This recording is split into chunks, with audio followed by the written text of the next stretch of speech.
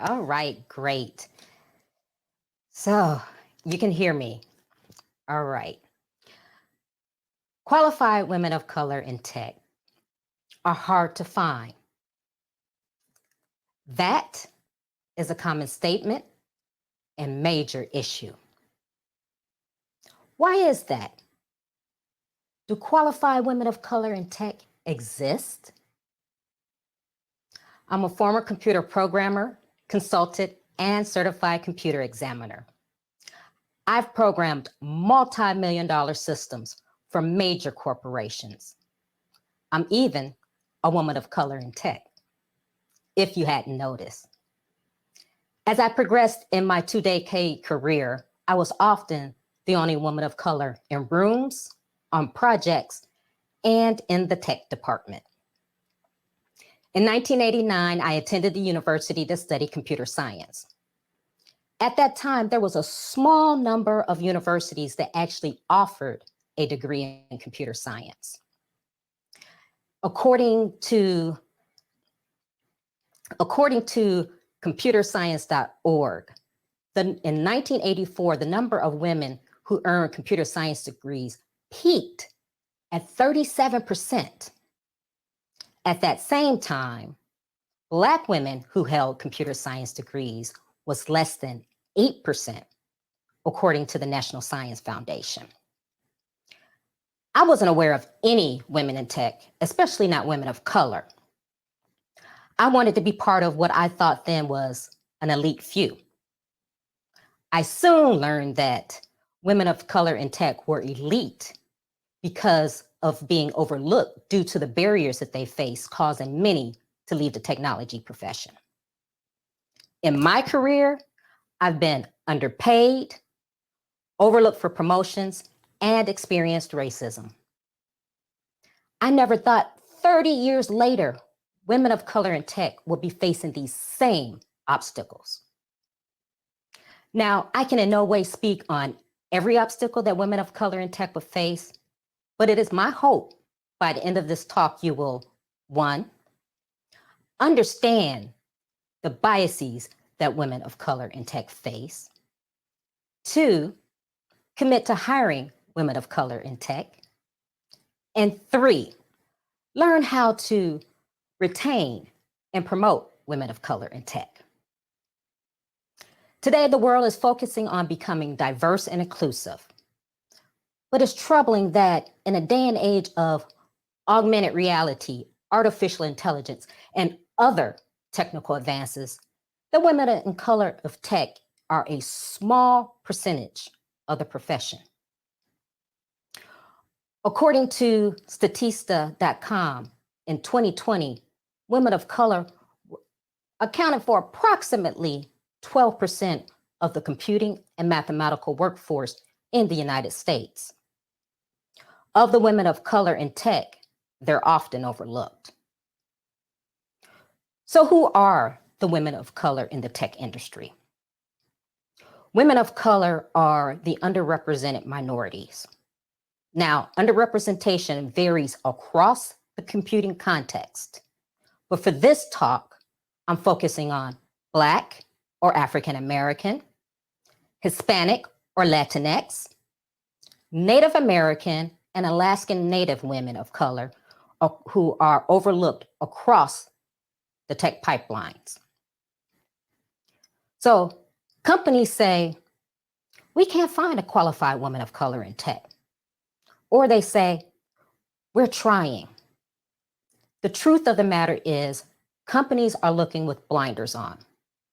They go to elite schools to recruit the demographic of candidates who they always have, or they overlook women of color who entered the interviewing process because she failed to exceed the stated requirements for the job.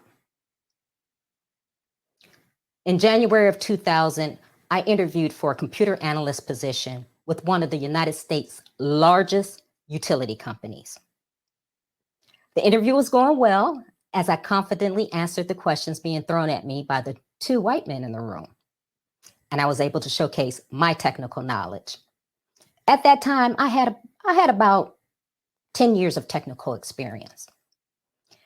At the conclusion of the interview, one of the men who would eventually become my manager stated that he would have to verify that the school where I attained my computer science degree was accredited because he hadn't heard of it. That shocked me and gave me pause. I never had a job before that one or after that one say such a thing to me, at least not to my face. I immediately thought, why would he think the school that I attended wasn't accredited? Did this man know of every university that existed? Did he question the degree accreditation of every job applicant, or me because I was a woman of color who hadn't attended an elite university, but instead an HBCU? And for those of you who don't know, HBCU stands for Historically Black College and University.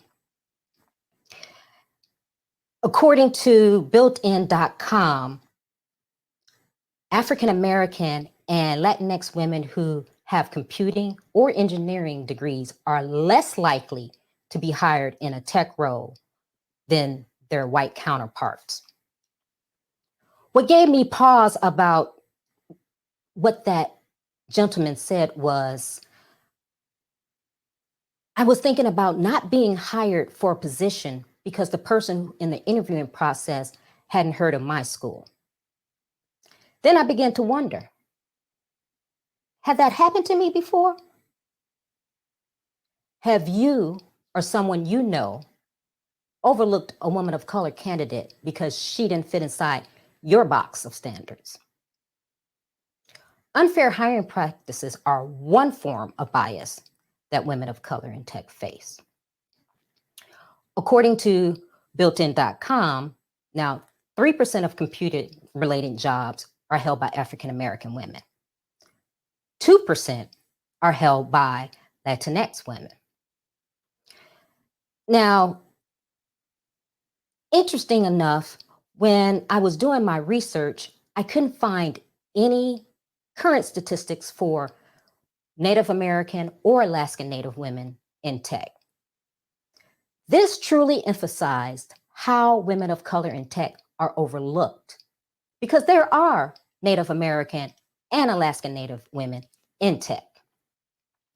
Women of color in tech are intimidating to their male counterparts. We attend meetings and are made to feel like we don't belong, our input isn't valued, and we aren't given assistance when we seek out help. When women of color are overlooked, it degrades and makes women of color feel like we don't belong. When I began working at the utility company, the second gentleman in the interview ended up being my coworker. He and I were supposed to support one of the major systems in the company. He was supposed to mentor and train me. Despite me sitting next to him and asking him questions, he refused to mentor or train me. When he answered my questions, he gave me that "you are an idiot" look of irritation. He made it very clear that he would not train me so that I could take the position that he had held for years. It was very stressful working with someone who didn't want me around. I felt like I was being set up for failure. I remember going to my manager crying and telling him how I wanted to do a good job, but how it was very difficult when the person assigned to be my trainer didn't want to train me. My manager basically told me to suck it up because that's how my coworker was. I was dismissed. This is an example of the lack of support and mentorship that women of color face in the white male tech industry. I taught myself what I needed to learn in every tech position. I bought myself books to keep up my coding skills. I financially invested in courses on new technologies to enhance my career. And in my position with the utility company, I would receive 1 a.m. phone calls when the system had problems. I would work to resolve those problems at home or by going to the office in the early morning hours as necessary. I ensured every system would run on schedule. Women of color in tech put their all in what they do, but they feel like I did, not valued, often questioning, do I really belong here? When you are a woman of color in tech, you are very aware that you have to be smarter and work harder. Not only will you face gender bias, but also racial bias. You show up every day and you work hard, and then you quickly realize that you are underpaid. When asking for a raise, you are given every excuse in the book on why you won't receive one. Even being told, your performance is lacking. Try harder. You're even given a false sense of hope by being told, maybe next year a pay raise will be considered. Unfair pay practices are blatant for women of color in tech. For every dollar that a white man in tech earned in 2020, African American or Latinx women in that same role only earned 90 cents. Yeah, think about that. If you are a woman of color in tech, can you recall a time when you were overlooked? We're all familiar with the term glass ceiling when it comes to advancing in our career. So let me move out the way. So the glass ceiling is a barrier that you encounter when you are in the tech industry, when you are climbing up for success. Now, you can see through it. You can see what's possible. But did you also know that there is a concrete ceiling? Now, the concrete ceiling exists for women of color in tech. Now, imagine climbing a career ladder and coming to a point where you get to a point in your career where you can't see through it, you can't push, you can't shatter it, but then you realize that there is no possibility for your advancement. This type of discrimination is an example of the lack of mentorship and support that women of color in tech face when they aren't given the same opportunities, tools, and training to be as competitive as their white female and male counterparts. Now, the concrete ceiling in the workplace, along with the lack of mentors, sponsors, and promotions, are reasons why women of color in tech leave the industry. We feel like we don't belong. We start to question ourselves. So then we eventually take our skills and our expertise to friendlier industries. So women of color in tech are tired of the microaggressions, the unconscious bias, and the lack of representation that we have to endure on a daily basis. So how can this all change? Well, start with the recruiting process. In addition to the normal places of recruitment, Companies must be committed and sincere with recruiting from HBCUs, Hispanic serving institutions, and other institutions which they wouldn't have normally even thought of. They have to really look outside the box that they're used to, because there is qualified women of color in tech. And you have to actually look and not just say you're trying, but actually do. Next, hire women of color in tech and invest in her. Don't just fulfill a quota. Make her success and growth a priority. Seek to create diverse mentors and sponsors who actually want to be part of the solution. Provide training that will allow her to network, advance, and enhance her career. Create a development path for women of color in tech who want to go into leadership and help her to grow and thrive. Most importantly, create pay equality. If you are a woman of color in tech, or even if you are a non-woman of color in tech, look around. Observe your work environment. Don't just be happy for your position. Look to mentor a woman of color in tech. Support her and let your company know if there's a qualified woman of color in tech that's a good fit. Companies that are diverse perform better.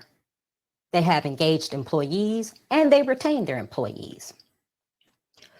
Develop leaders in a workplace that has zero tolerance for implicit or explicit bias, microaggressions, and underrepresentation. When you hire a woman of color in tech, you will not only get a woman who will add value to your organization, but you will get an employee who is loyal and does her best and looks to encourage and support other women of color who will add value to your organization.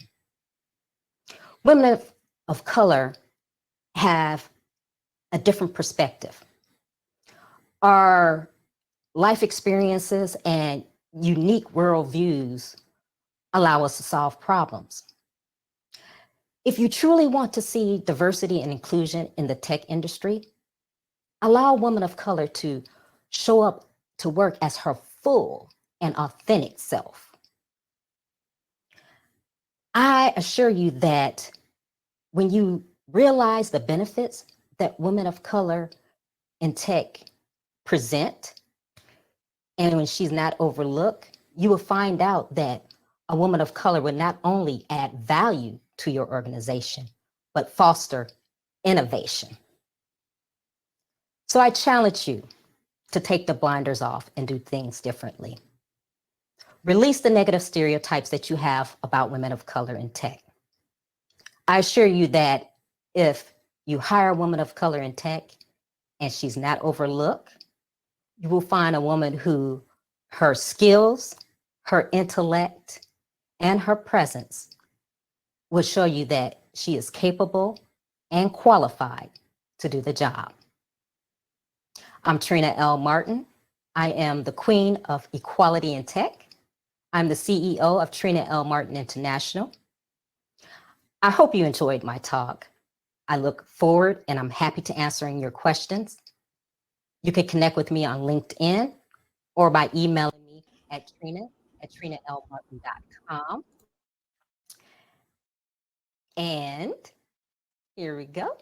And if you are a company who wants to learn how to hire, retain, and promote a woman of color in tech, I look forward to speaking with you.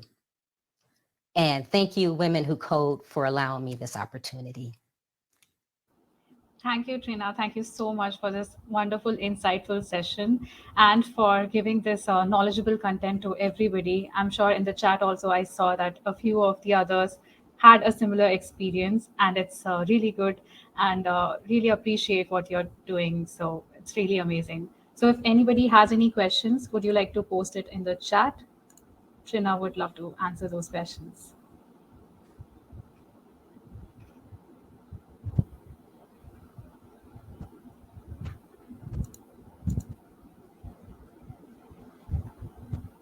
Questions? Thank you. Thank you, Tafana. Thank you, Kelly. Thank you, everyone. I really hope you enjoyed it. Do we have any questions?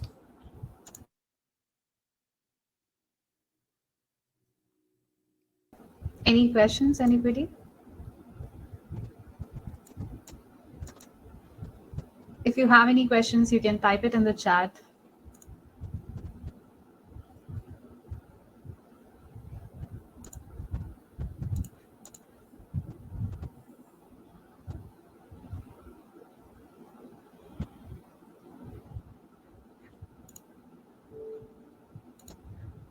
Okay, so far no questions. So I think everybody is commenting that they loved your session. Thank you so much, Trina, for your time and for this knowledgeable content. Thank you so much. Thank you.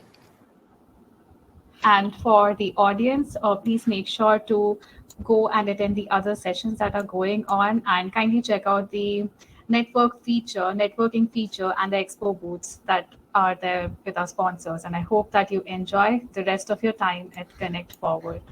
Thank you all.